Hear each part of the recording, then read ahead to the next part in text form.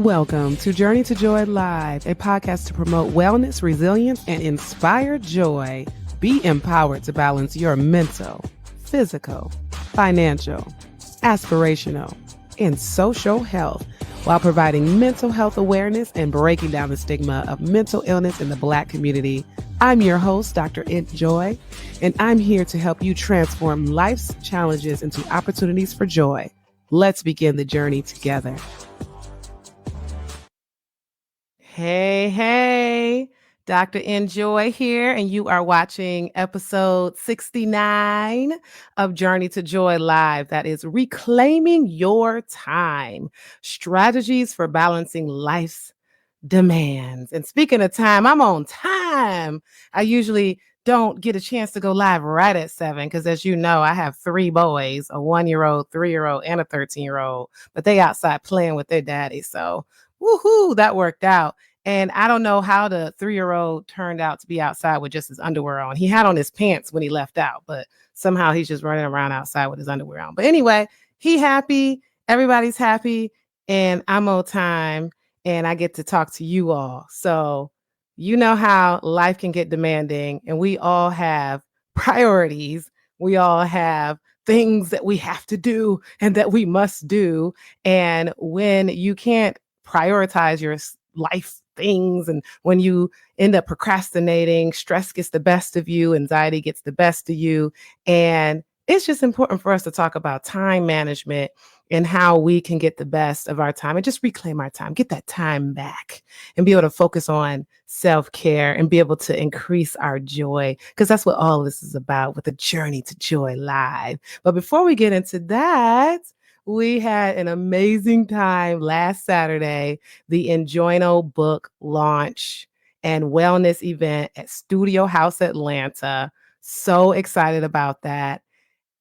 So many people came out as far as to support, and we had a panel of experts come out to talk about everything, right? So the Enjoyno brought that to life, talked about the Inspire Joy, where we talk about our mental health, physical health, financial health, social health, as well as our aspirational health. So I had Dr. Carla Booker to represent that physical wellness, because she is a medical doctor, family medicine, OB-GYN, urgent care, all of that. So she promoted the physical wellness part of the panel.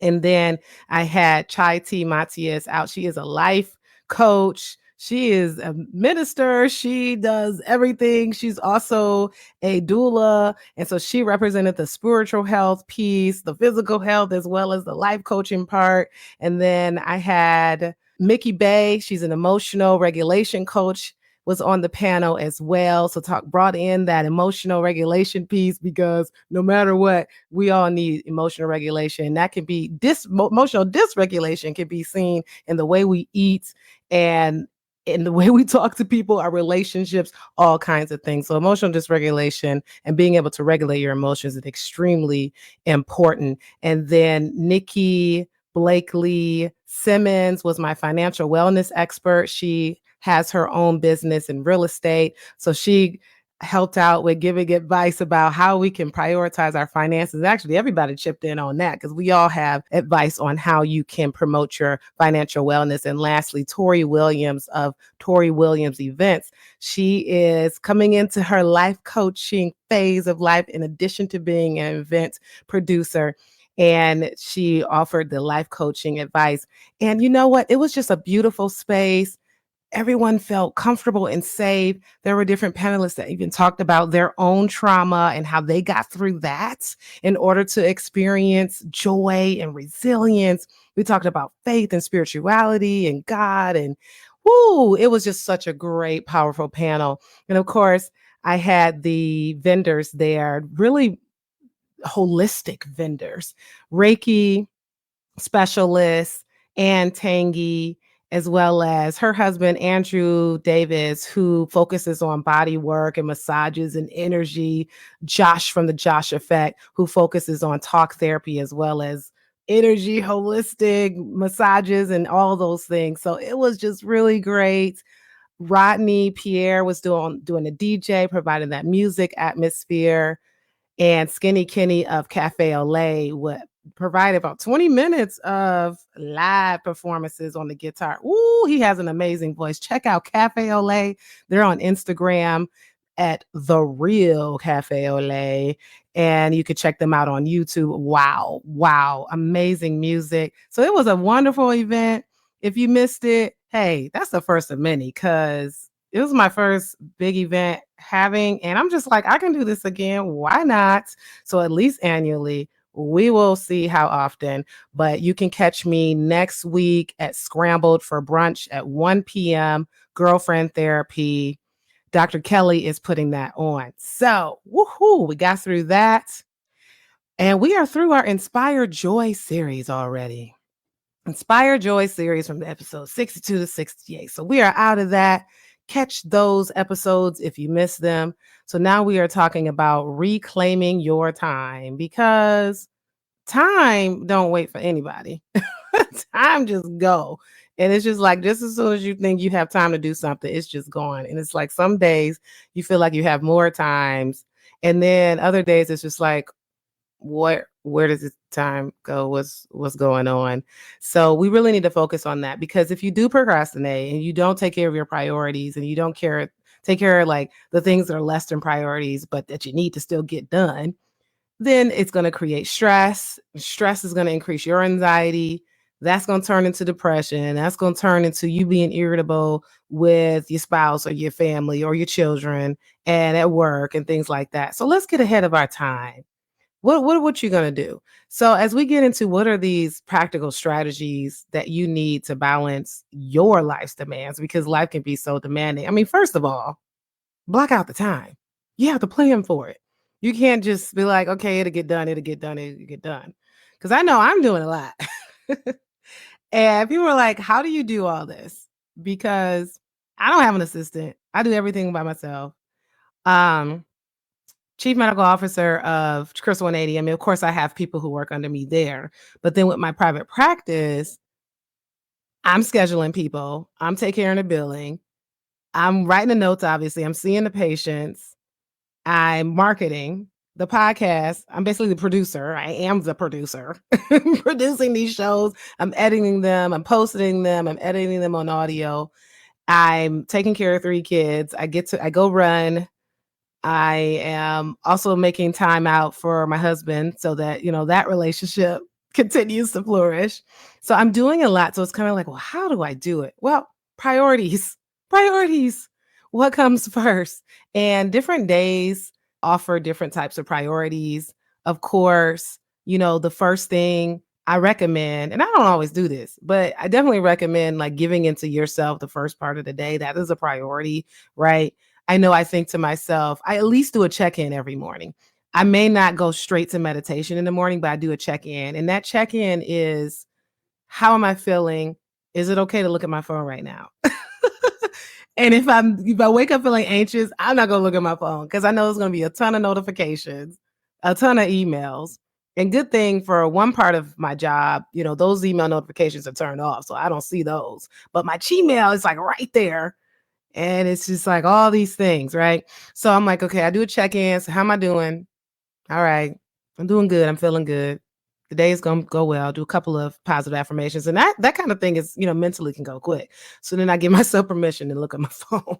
So either way, whether you do a check-in like that or a meditation in the morning, you got to do something. That's a priority to give into yourself.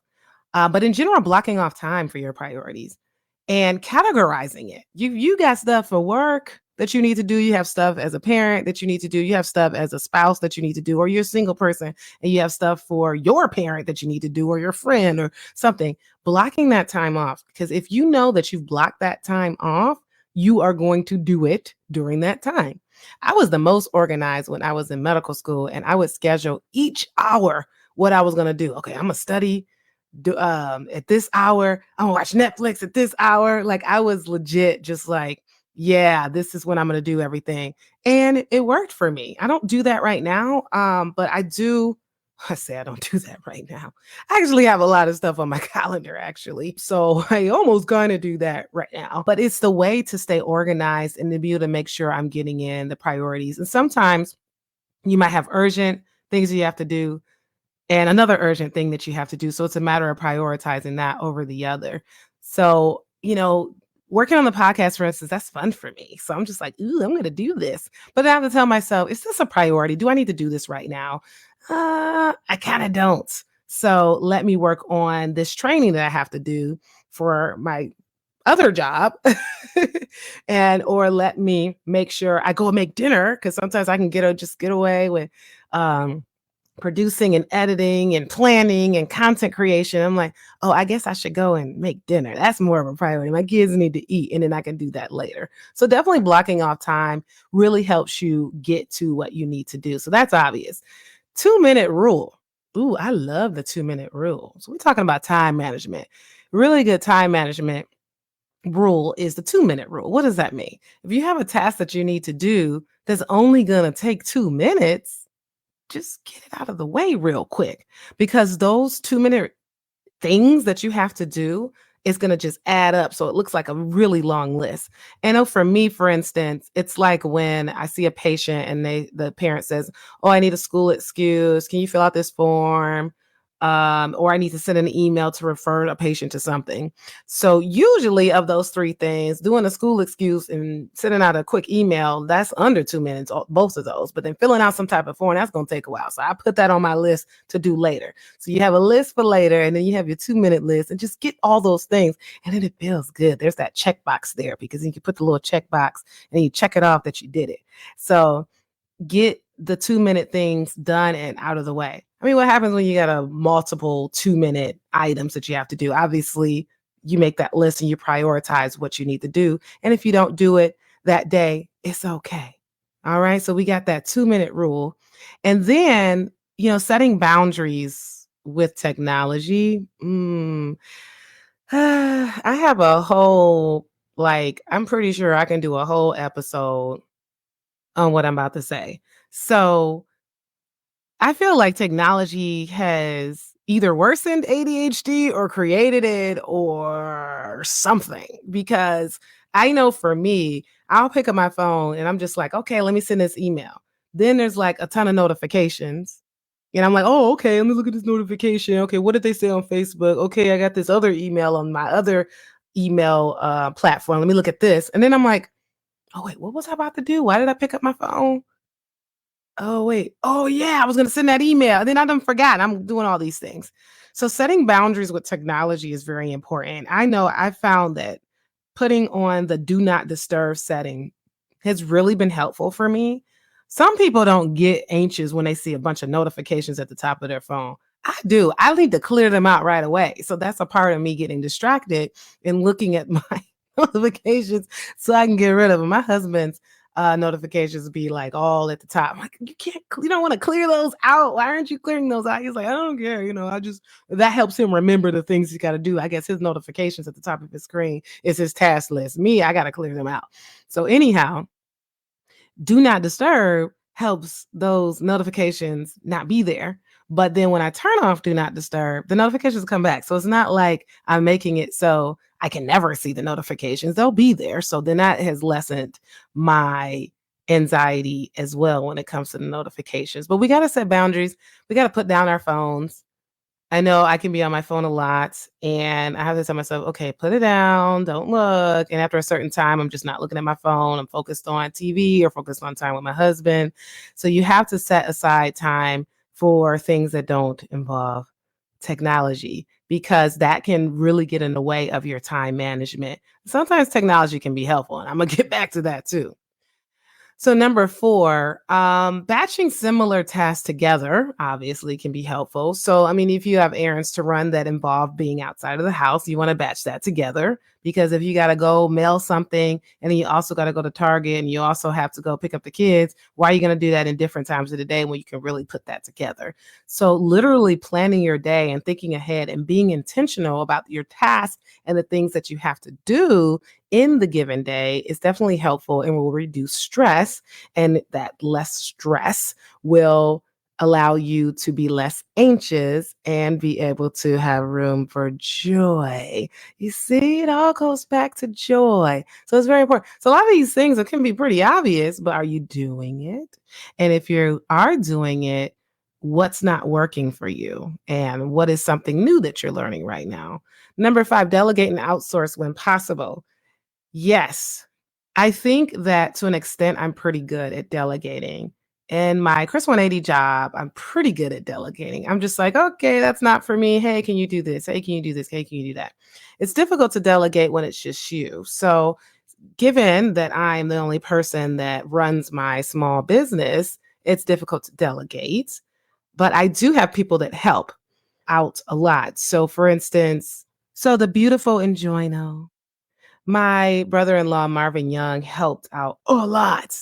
So when I come across things, he's a graphic designer. When I come across like things that are just a little difficult for me, it's gonna spend a little bit more time. Then I delegate and say, hey, can you do this? Because he's really amazing and he's willing to do those things. I don't delegate too much because a lot of what I do when it comes to the content creation is fun. But yeah, there are times when I can delegate. But when I can't delegate, like I said, it's just me and my private practice. It's difficult to be able to delegate because I'm pretty much the only one that can do what I do. Then I have to prioritize. I mean, obviously doing the billing, that comes first. I guess that's how I get paid. So things that are connected to how you get paid, you want to prioritize those things and make a list, plan, schedule for when you do certain tasks, but to the best extent that you can delegate. And if you have a spouse, delegate those things that are possible to your spouse when it comes to family planning or family things that you do. So with the kids, I'm just like,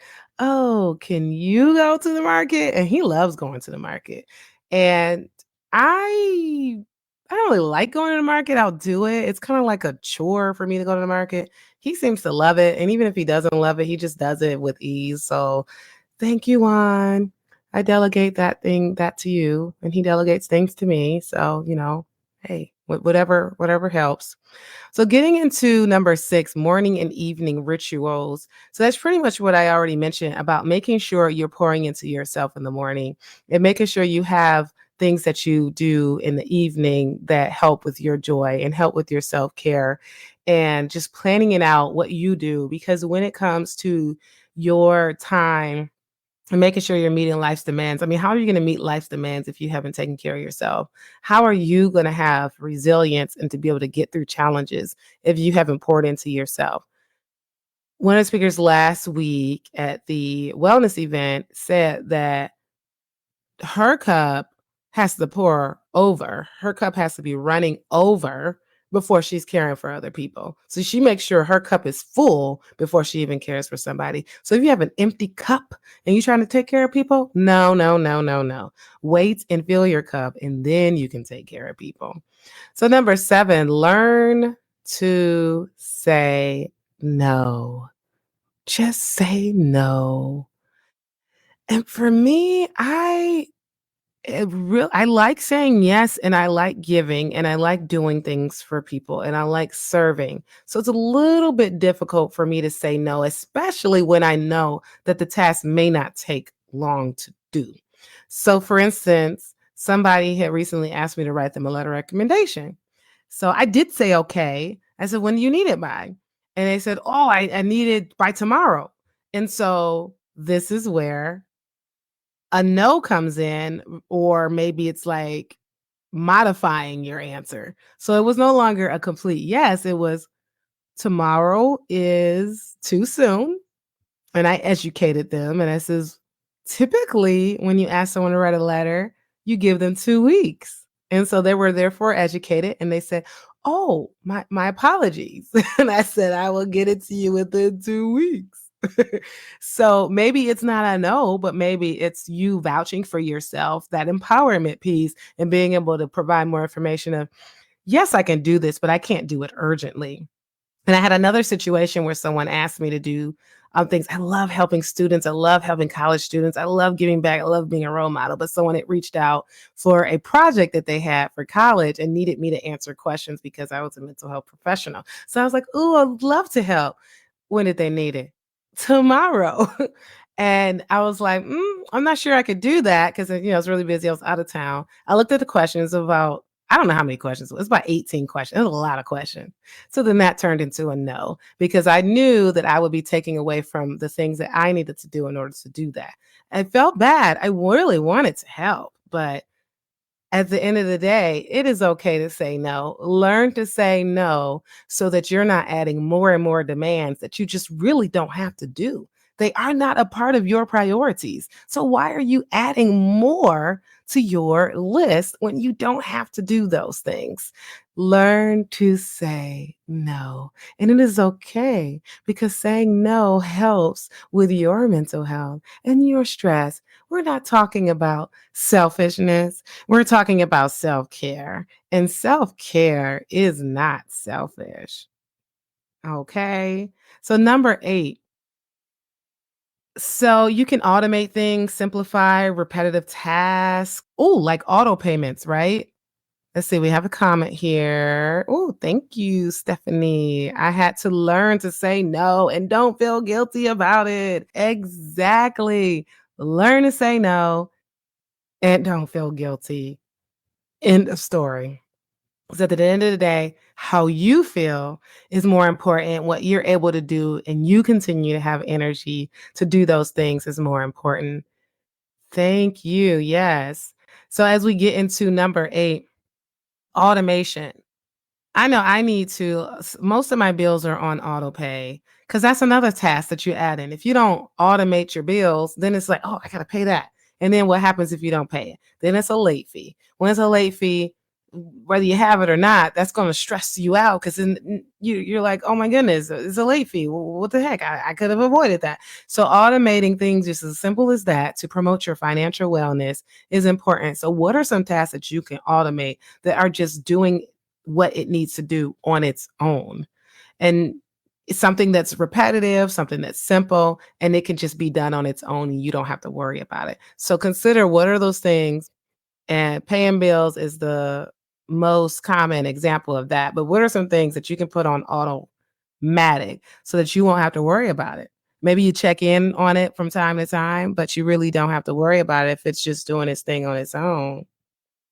Okay. Oh, I wonder what number 9 is for how to reclaim your time. Oh my goodness. Oh, wow. Use your enjoyno. Hey, it was created for a reason. The enjoyno, and I feel like I don't talk about this part of it a lot, but I have SMART goals in there, different ways to get through tasks, planning your goals, short-term goals, long-term goals, different questions that ask you about your goals in life, about finances. So the nurture section on physical health, the stability section on financial health, and then the aspirational section on purpose all focus on SMART goals and helping you create goals to be able to get through the things that you want to do, the tasks that you want to complete. And so, yes, use your Enjoyno to help you be able to prioritize tasks and plan your day and plan the things you have to do. And of course, the Inspire Joy daily log at the end of the Enjoyno is very helpful because each morning, because you're gonna recharge in the morning, right? And you're going to pour into yourself in the morning. Each morning or each evening, it kind of depends. You can fill out your Inspire Joy daily log and it asks about every aspect of Inspire. It's asking you about the physical health. What did I do today? Did I work out? Look at this. Look at this. There we go. There we go. What did I have for breakfast? What did I have for lunch? Did I plan out my meals? Did I eat healthy? How can I change? Did I exercise? Yes or no? How much water? How many hours of sleep did I have? What is my mood right now? And of course, the integrity section, ask about a thought check. What was one dominant thought I had today? Well, my one dominant thought, you may have been thinking like, oh, I've been thinking all day how inadequate I am. And then you think about, well, what did that thought do for me? Did that help my mood? No, it did not help my mood. So, it helps you reflect. So that's why I mentioned that you can either do this in the morning or in the evening because you can reflect on the whole day if you do this in the evening. And there's an emotional review section, stability. What did you spend money on today? Was it necessary? Did it go along with your financial goals? And you're just like, No, I ate out today and I didn't have to. I guess I could have. Maybe tomorrow. Helps you reflect and think about what you did today and what you can do or not do tomorrow. Intimacy. Who did you connect with today? What did you understand about their perspectives? Are you practicing empathy? Did you seek or offer support today? Because it's okay to find support and delegate, as we're talking about. Resilience. What challenges did you encounter today? How did you address it? What did you learn for the next challenge? So nice and reflective. And then thinking about tomorrow, what is one thing you want to focus on to improve tomorrow? So, hey, the joy note is loaded. And it's not to like rush through. You go through it with your own pace. So, of course, number 10 is taking breaks to recharge. I can tell when I just need a break, and it's when the thing that makes me feel good or that I usually feel productive in, I no longer feel good doing it and no longer feel productive, then I know I need a break. Like I said, I love content creating. I love doing things that have to do with the podcast, anything social media. I love talking. So if those things make me feel like I'm just staring at it and nothing's happening, or it just doesn't feel good anymore while I'm planning, marketing, and things like that, I'm just like, okay, I know I need a break. So recognize the signs that you need a break and then just recharge, whatever that recharge is. What are your coping skills? What is in your self-care toolbox? So we talked about 1 through 10, different strategies that can help you reclaim your time and get through life's demands. But what if your mental health gets in the way? That can be easy for people who may not be experiencing clinical depression, generalized anxiety, or on a medication or in therapy. But obviously, when it comes to you having a mental illness, you have to prioritize your mental health first. You just have to. Because if you don't get enough sleep, if you don't make sure you're doing your self-care, talking with somebody, talking with your therapist, taking your medication, taking your medication for whatever medical thing you got going on in your physical body, then how are you even going to take care of your time management and your task if you're not doing those things? It's definitely very important. I must take breaks to recharge myself. Quick getaway off to, ooh, okay. I love Chicago. Chicago is literally one of my favorite cities, and when was that? I almost moved there, but it was definitely on my list of cities to go live after residency. Atlanta was on that list, and anywhere in Texas was on that list. Of course, I met my now husband who lived in Atlanta, so that's why I moved down to Atlanta. But I love Chicago. Make sure you have fun. The next child psychiatry conference is in Chicago. I gotta wait a whole year for that, but I'll be in Chicago next year. Woohoo! All right, what were we talking about? I love your comments. I love going on tangents. That just nourishes and caters to my ADHD. So bring on the comments. I love it. Taking care of your mental health first. Is super, super important. So the next thing when it comes to like if you have a mental illness, how do you keep with time management? Utilizing energy mapping. Okay, what is that? Energy mapping. Well, you got to collect some data off yourself to understand what energy mapping is. What parts of the day do you have the most energy? That's it. That's it. Are you a morning person and at 5 a.m. you have the most energy? Are you a night owl and at 12 a.m. you have the most energy? Or you're neither an early bird or a night owl. At 12 p.m. you have the most energy. Who are you? When do you have the most energy? I know I have the most energy and mental clarity in the morning when it comes to like my Chris 180 work, so my chief medical officer work. I'm a hiring manager at that job. I do like different things. So in the morning, I'm like better. But when it comes to my private practice, the afternoon, I have the most energy for. And obviously at night, I can be really tired. But when it comes to a podcast, my energy just comes back. Monday, I was a guest, Queen Beauty Podcast, and we recorded, and I was extremely tired. I was jet lagged. I was in Seattle all last week. We did the event on Saturday. Then Sunday for my birthday, we went to Usher. Stayed out late. So Monday, I was exhausted. I was literally like nodding my head, like tired right before I went on their podcast. But once I got on there, I was like, yeah, yeah, yeah.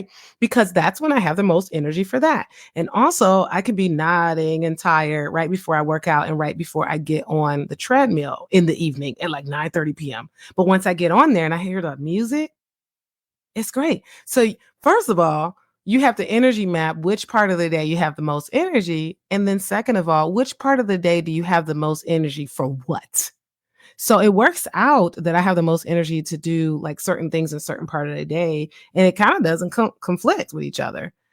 So I'm doing Chris 180 work in the morning. Well, I have to do full days with them, full days with them Tuesday, Wednesday, Thursday. But the other days of the week, I'm doing mostly in the morning, and I do private practice in the afternoons on Monday, Friday. So I know when. So it really helps, especially if you are inclined to have anxiety or stress or any type of mental illness or ADHD. It's really helpful for you to know when you have the most energy, because when you have that energy, it helps you be able to complete a task if your ADHD gets the best of you otherwise. So implement self-compassion and flexibility. That is extremely important when you have a mental illness and you can't get something done. So if your anxiety is getting in the way of you getting something done, the ADHD is getting in the way of you getting something done, or you have both and there's this complete cycle, you can have a tendency to be down on yourself, defeat yourself, stress yourself out, and feel guilty and just be mad at yourself. Give yourself self-compassion, self-love, grace, all the things, self-respect. Because it is okay if you did not get that task done. Write it down, plan it for the next day, get some sleep. You'll have more energy the next day. And then creating structure and accountability. Sometimes you might need somebody else as your accountability partner to help you and say, hey, did you do that thing? My mom's really good at that. She knows, oh, you got that event that you're going to be in Seattle all week, and that event is literally hours after you land. So you got to make sure you take care of this, this, and this before you leave for Seattle. And sometimes I'm just like, oh, mom. But then I'm like, oh, wait, this is great. Like she's helping me think of things that I need to complete. So actually, I delegate a lot to her too when I can. But yeah, accountability, having an accountability partner to help you remember something or check in on you to see that you're doing something. And of course, delegating and simplifying tasks is important when it comes to time management in general, and if you have a mental illness. So this is where we kind of go against what I said earlier, using technology for support. Because if you have a mental illness that is an obstacle to your time management and to you getting tasks done in a timely manner, maybe you need technology to help. Maybe you need to turn your phone on do not disturb so that those random notifications that get in the way won't get in the way. But setting reminders, having an app, a mental health app to help you meditate, to help you ground, to help you with mindfulness moments. So it's really important to balance that technology. Technology is not all bad. We all know that. There's some good in technology, but use it to help with your mental illness that could be getting in the way of your time and the things that you have to do. Thank you so much for listening. We're talking about reclaiming your time. You can do it. Practice self-compassion. Be nice to yourself. Get the Enjoyno if you haven't already. You can get it on Amazon for $39.08.